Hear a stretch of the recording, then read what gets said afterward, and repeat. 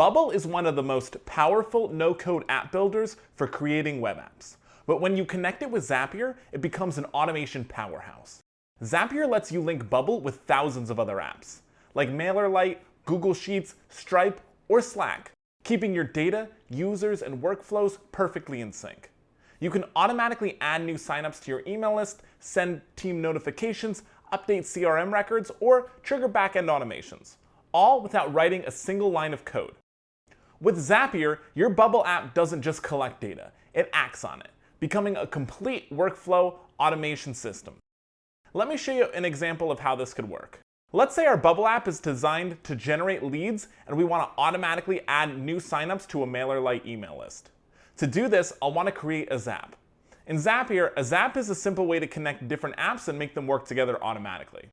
I can create my Zap from scratch, or with Zapier's new AI Copilot, I can just describe what I want. Like, when a user signs up in your Bubble app, automatically add them to your MailerLite email list, and it'll build the workflow for me. My Zap will then be created.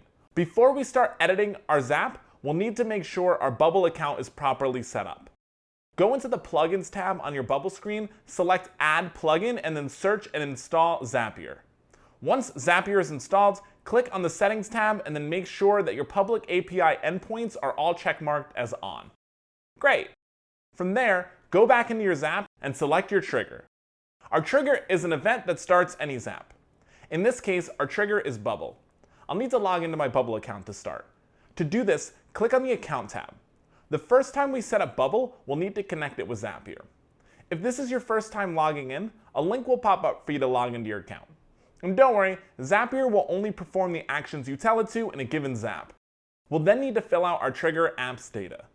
Select the app ID, version, and Zap ID you'd like to use for your Zap and then click Continue.